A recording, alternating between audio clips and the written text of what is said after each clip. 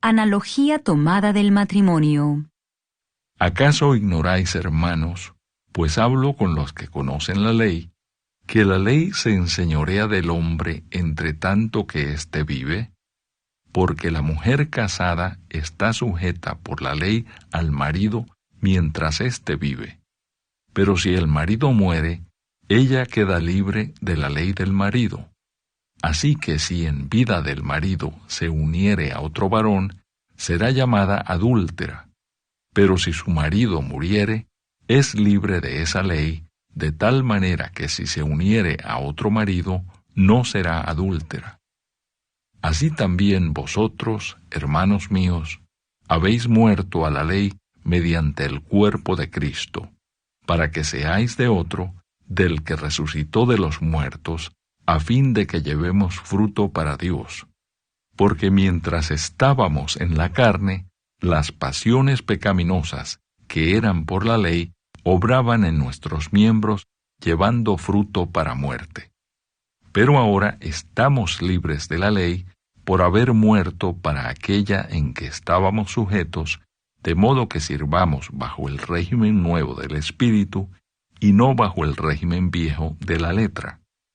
El pecado que mora en mí. ¿Qué diremos, pues? ¿La ley es pecado?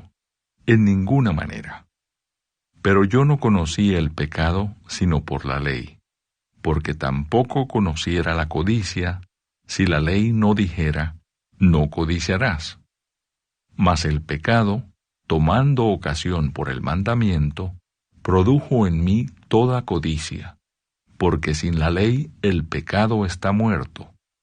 Y yo sin la ley vivía en un tiempo, pero venido el mandamiento, el pecado revivió y yo morí. Y hallé que el mismo mandamiento que era para vida, a mí me resultó para muerte, porque el pecado, tomando ocasión por el mandamiento, me engañó y por él me mató. De manera que la ley a la verdad es santa, y el mandamiento santo, justo y bueno. Luego lo que es bueno vino a ser muerte para mí, en ninguna manera, sino que el pecado, para mostrarse pecado, produjo en mí la muerte por medio de lo que es bueno, a fin de que por el mandamiento el pecado llegase a ser sobremanera pecaminoso. Porque sabemos que la ley es espiritual, mas yo soy carnal, vendido al pecado. Porque lo que hago no lo entiendo, pues no hago lo que quiero, sino lo que aborrezco, eso hago. Y si lo que no quiero, esto hago, apruebo que la ley es buena. De manera que ya no soy yo quien hace aquello, sino el pecado que mora en mí. Y yo sé que en mí, esto es, en mi carne, no mora el bien, porque el querer el bien está en mí, pero no el hacerlo. Porque no hago el bien que quiero, sino el mal que no quiero, eso hago. Y si hago lo que no quiero, ya no lo hago yo, sino el pecado que mora en mí. Así que queriendo yo hacer el bien, hallo esta ley, que el mal está en mí. Porque según el hombre interior, me deleito en la ley de Dios.